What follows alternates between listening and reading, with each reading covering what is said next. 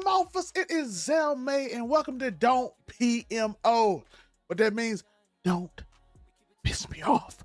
And I am, of course, going through the 5 things this week that might have set me off this week. So this week is like, it's a light week, but we still got things that irritated. It made the hairs on the back of my neck stand up. Jump to the screen, my bad. I'm sorry, I'm calm. But let's talk about some of the things. Let's go first thing first. Let's go over Xbox. A lot pissed me off. The conversations pissed me off. The topics weren't on point. It was just a bunch of just random statements of things that nobody can prove. Kind of pissed me off this week. What do I mean by that? Microsoft is allegedly laying off 3 different companies. Well, trying to spin it off, I should say. Hopefully they spin it off and people don't lose their jobs and somebody buy it. And all these companies can work on their amazing games or not so amazing games, depending on how you feel. And they can get something done. But the conversations pissed me off. Because first, you got to think about it as a fan. What does this mean for fans if Xbox do layoffs and cut these studios? We don't know. We have no possible clue what could happen. It could be anything. It could be AI taking over and just soulless games, or it could be stricter, more constructive feedback from Microsoft. Instead of having a lot of studios, they just focus on our core studios and keep our core people and make high quality games. It could be both. Anybody telling you they automatically know is a liar, because we do not know how this is going to go. We haven't even got the information if they're fired yet, or what's going to happen, or what the negotiations are. We have no clue. These studios might get spent off like a few of the studios they already did and create great games, and Xbox still succeeds off of it. We don't know yet. So anybody telling you that they know for a fact what's happening with this is a lie. What does it mean for people as human beings, us as human beings? It's awful. We're going to get more into this one later on, because it's another topic that addresses with it, but it's awful as a human being. And what this means as a business is probably the right move. As I stated earlier, it's probably gives them ability to be more in control and more hands-on and actually see what the audience wants, instead of having like 1,000 studios running around and doing something. From a business perspective, their overhead is really high. They're not really making revenues. Game Pass is doing well, but that's about it. And they are learning, I think, very quickly that independent studios are doing very well on Game Pass in some aspects. Not the ones that don't do well, but Expedition 33, High on Life, Hades, and you see Persona's coming to Game Pass, so they are doing well. So I think they're like, okay, if we spin it off and y'all still put the game on Game Pass in a negotiation, we good. So from a business perspective, it looks like it could be the right move. They had a lot of overhead. They bought too many studios. They did too much and without a plan. So we'll see how they work on it, and it could go bad. But that's the initial thought of it, because overhead, a lot of overhead is typically bad for a company. Next up, we have not the Knicks. No, it's nothing to do with the Knicks. It's that basketball is over. I am sad. I have nothing to live for till football. But I have to draft next week. And then I'm pretty sure that it's going to be died down until NBA moves are made over the few weeks after that. But I'm sad. I have no basketball. What am I going to talk about? The sports show, we're just making up narratives now like every other show. And I hate narratives. We're just talking about, is Jalen Brunson better than Allen Iverson? I tell you it's stupid at the beginning, because it is a stupid conversation. We can talk about the World Cup, which I might get into because I've been behind on the World Cup. So let me know on some of the stuff I should be watching out for the World Cup. Shout out to Team USA, just won. But I'm not passionate about it. I will look into it. We got a team right down here where I live, but I'm not passionate about that. The sports I'm passionate about, we are kind of out of right now. And baseball not in the playoffs, and baseball in the middle of the season to me is very mundane. Oh, I'm pissed off that I don't have basketball. Next up, streaming university. And it's not casting that pissing me off. It's not even the idea of streaming university. It's the people that go to streaming university straight up and act like it's an honor for streaming university to have them. It's an honor for Kai to have their talents. These are just regular people who don't stream, who don't do YouTube content, who don't do any type of content, who don't do shorts, who are not really that entertaining, but in their mind, they're really funny because they don't understand how it is to get in front of a camera and actually be entertaining for a large period of time. Their friends tell them they're funny, they suck up to them, and they're like, oh, this is an easy way. And it's an easy way to get money because look at all these streamers, they get bread. You don't realize how much work streamers set up and how much they do and everything behind them, how much YouTube videos they put in content creation and editing and all that stuff. Even with the streamers, editing the videos, making the clips, doing all that, even hiring people to do it costs a lot of money. You don't have that money to hire people. So you have to put in the work. You have to put in hours. Listen, if I just did this for the money, I would have quit a long time ago. It's multiple ways I could have made money. I choose to do this because I love it. I like talking. I like to run my mouth. I like to have my opinion out there. And I like to be creative. And I like to practice me doing these things because I like to get better at things. And over the last, I've been doing this for 10 years, not necessarily this, because that's probably been since a little bit after COVID, but just in general, YouTube, I've been doing that since 2015. Now, if I just wanted to get famous and try to blow up, I would just chase trends and stick to one subject and focus on that and make a bunch of videos about the same thing repeatedly, but I get bored.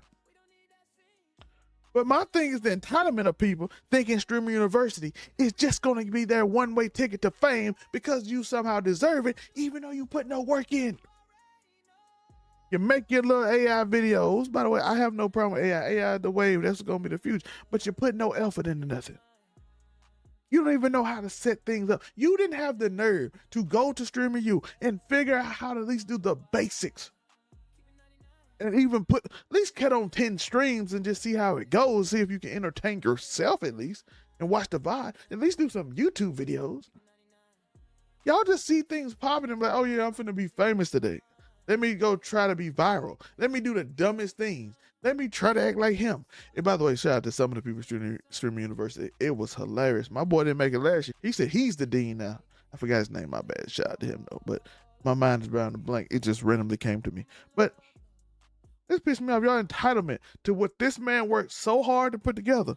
And your entitlement to act like something wrong with him for not choosing you. No, it's your fault. You didn't put no effort into it. You don't deserve anything. Next up, AI. As I told you earlier, the AI bubble might be bursting. Or it's just companies trying to cheap out and make AI. Because now instead of like foreigners or whatever, they try to sell you on ruining your life while rich people hoard a lot of wealth and pretend that it's great for them and great for you because they're going to trickle it down. Even though in society, if I consume more, but there's only a finite, that you're gonna get less. That's how life works. Like if I eat most of the food, you're not gonna have a lot of food. And then y'all have to fight for the food. That's how that works. Guys literally kicking thousands of people out their job because companies, perhaps like Microsoft, like I said, we'll see what they go with that. And other companies decided AI is gonna be the next wave. It's gonna be easier. So learning how to do this tech is important. But I want to say this, though. It's a lot more expensive than y'all thought, isn't it? Yeah, it's costing you money, right? People aren't buying your product because it's too expensive. Because you raise the price of everything so high that it doesn't matter no more, right? I'm going to hate to say it. These people that y'all consider brilliant people aren't that bright. They're trying to find an easy way to make the most money. It's a problem with corporatism. Not even with capitalism. Capitalism died in the 1920s. But corporatism is here. And it's too big to fail. That's why all our biggest companies get bailouts from Obama, Trump, Biden, all of them. Because it's too big to fail. It's not really capitalism because capitalism lets you fail. Corporatism protects the rich. And now they think they have easy work, but it's not quite going out the way you think it is it? That AI pissing me off. And like I said, you're people losing jobs through AI and all kind of things. Now, like I said, I'm not against AI. I'm against people thinking that you don't need human beings and that you can just use AI to just replicate all work, in which you still need a balance of people to do it. You need somebody to make sure the AI is in check and doing the right thing. But instead, you're like, yo, I'm going to just let them do it. And it's kind of screwing over because we got YouTubers getting suspended because of use of AI because the AI can't read what they're doing and accuse them of doing things. People getting accused of nudity that's fully clothed because AI can't quite tell because certain things look different in certain lights. It's not going as smooth as you want. But like I said, I'm not firmly against AI, but the idea that AI is in a form right now that it can take over, don't piss me off.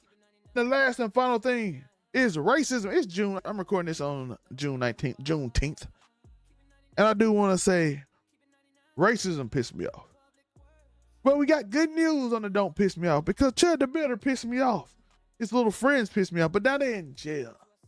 So this don't piss me off is the potential of what could have been. I had this lined up because Chad the Builder was potentially getting off. The Bills Bunman was down to do it. He was ready to get off, and I was pissed off. And racism was winning right before Juneteenth. And then the judge turned it around and said, no, sir. There's evidence that what you said was a lie. And there's tweets that goes around that said, you're a danger to society. Yes, you are endangering other people because you said your goal was to a black person, essentially. We're doing the PG way. You're a danger. Not only that, you shot first. Your bun is revoked. Listen, don't piss me off, but racism lost? All forms of racism. It lost. So this is a don't piss me off potential that turned out to be number one. So racism pisses me off. It's the number one thing that pisses me off on Juneteenth. Don't piss me off. Don't be racist. Be a human being. If something offends someone, you don't have to say it to them. It's not cool to just offend someone. You can just be a decent human being.